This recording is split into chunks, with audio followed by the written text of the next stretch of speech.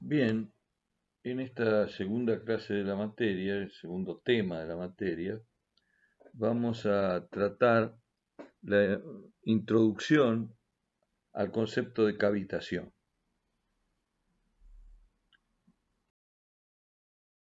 ¿Qué es la cavitación? ¿Qué es este fenómeno? Eh, Cuando un líquido escurre en una región donde la presión es menor que su tensión de vapor, tal como vimos en el último punto de propiedades físicas de los fluidos, se forman espontáneamente burbujas en su interior. Es decir, se produce un fenómeno de vaporización. Las burbujas de vapor, generadas de este modo, son arrastradas por el líquido en movimiento hacia una zona donde la presión es más elevada.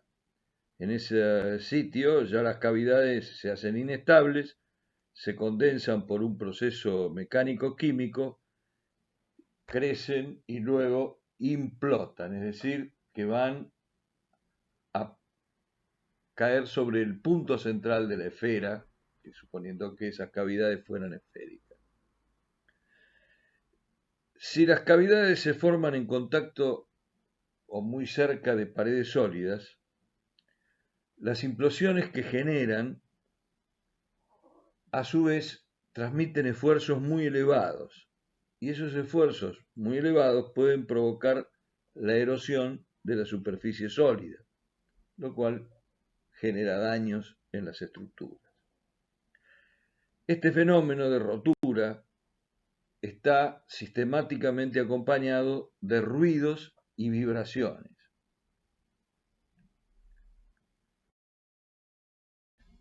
Nosotros no podemos hacer una revisión histórica como en la hidrostática o la hidrodinámica, y bueno, porque la cavitación no la conocieron los griegos, ni los romanos, ni los genios de la Edad Media como Leonardo, y ni los franceses de la época de las matemáticas del siglo XVII.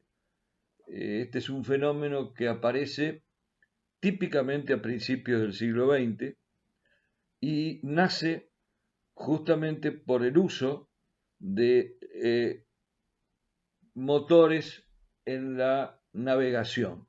Es decir, anteriormente los barcos tenían como medio de movimiento las velas y el viento, pero cuando aparecen las turbinas y la propulsión a motor, se genera un incremento notable en la velocidad de las embarcaciones y a su vez, tratando de disminuir, por ejemplo, los tiempos de navegación entre Europa y América, cada vez se trataban de batir los récords aumentando la velocidad de las hélices.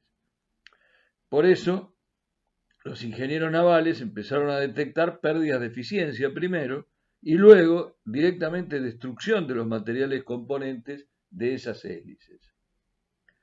Este mismo fenómeno apareció posteriormente también cuando se trató de los rotores de las bombas para elevar agua giraran a su vez a mayor velocidad debido a motores que los hacían girar de esa manera.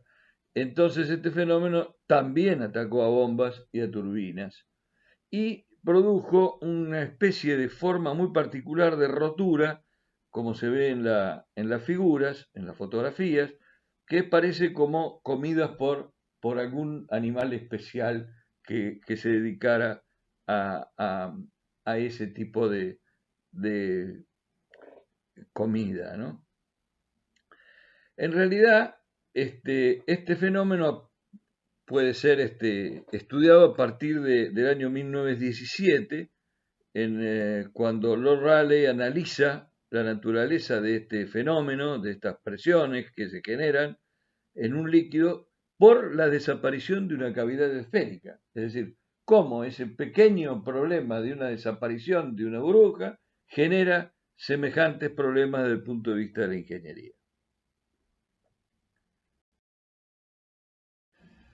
La definición más general que se puede dar a la cavitación, y es la que debería uno recordar, es que la cavitación es la formación de cavidades macroscópicas en el interior de un líquido a partir de núcleos gaseosos microscópicos. La, la necesidad de que existan esos núcleos microscópicos antes de que aparezca la cavitación es indispensable. Esa es la primera pregunta que se hicieron los que estudiaron el tema. Bueno, haciendo unos cálculos muy sencillos, si la distancia media entre las moléculas para el caso del agua en condiciones normales es del orden de un Armstrong, es decir, 0,1 de micrón, y la distancia entre moléculas uno las aumenta hasta un cierto valor crítico para producir la ruptura del líquido y así formar una cavidad, de acuerdo a la teoría cinética de los gases, ese valor crítico tiene que ser 2 veces la distancia normal entre moléculas. Es decir, que uno tiene que llevarlo a 2 veces el radio a 0,2 micrones. Se puede estimar, entonces, cuál es la tensión de tracción requerida para producir la rotura del líquido y la aparición de la burbuja.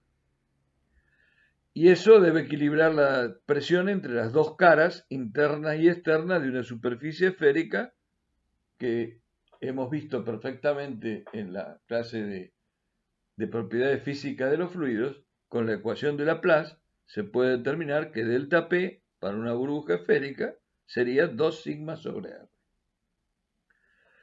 Para el agua a temperatura ambiente, tomando el valor de sigma y de radio de 10 a la menos 10 metros, que sería el valor que hemos tomado de 0,1 micrón, se alcanza una diferencia de presión del orden de las 10.000 atmósferas. Eso sería impracticable en un fenómeno físico convencional sin la aplicación de una metodología muy moderna. Los valores experimentales han demostrado que el proceso de formación de cavidades, por supuesto, se forma para esfuerzos muchísimo menores. Y eso es debido a que efectivamente existen núcleos gaseosos en todos los líquidos que son como puntos débiles y que se llaman gérmenes de cavitación. Esos, llamámosle los puntos débiles, serían siempre producidos por vapores de gases que están en dilución en los líquidos, ¿no? Presentes en todos los líquidos. La pregunta que uno se hace después, de decir, bueno, está bien, los núcleos existen, están en todas partes, ¿cómo se produce el desarrollo de esos núcleos? Bueno, puede ser por una difusión de gases disueltos en el líquido hacia el interior del núcleo, que sería desgasificación, o bien lo que nos interesa a nosotros, que es el pasaje espontáneo de una cantidad de líquido al estado de vapor, debido a que la presión baja y entonces se vaporiza el líquido, y su concentración en el núcleo, es decir, por vaporización. Entonces nos queda esa diferencia que uno habitualmente pregunta, es una pregunta típica de ¿qué diferencia hay entre la cavitación y la ebullición? Bueno, es muy simple. La cavitación se produce por disminución de presión a temperatura constante, mientras que la ebullición se produce a elevación de temperatura, pero teniendo presión constante. Por lo tanto, van a existir distintos tipos de cavitación, porque el descenso de la presión puede ser logrado de manera hidrodinámica, es decir, aumentando la velocidad se disminuye la presión, o mediante un sistema acústico con ondas acústicas que bajen la presión en un fluido. O, finalmente, buscando esas 10.000 atmósferas o algo por el estilo con un aporte local de energía. Es decir, con un sistema láser, que sería cavitación óptica, o mediante un sistema por partículas. Pero eso es parte de otros tipos de ingeniería y no de la ingeniería hidráulica. A nosotros nos interesa la cavitación hidrodinámica. Finalmente, llegamos a la definición de la cavitación hidrodinámica, que es lo que uno tiene que tratar de recordar o memorizar aproximadamente. Se denomina entonces cavitación hidrodinámica la formación de cavidades macroscópicas en el seno de un líquido a partir de núcleos gaseosos microscópicos por efectos de una reducción de la presión en un punto del escurrimiento capaz de alcanzar un valor crítico para que los núcleos se vuelvan inestables y crezcan espontáneamente. Entonces, la cavitación es la formación de las burbujas.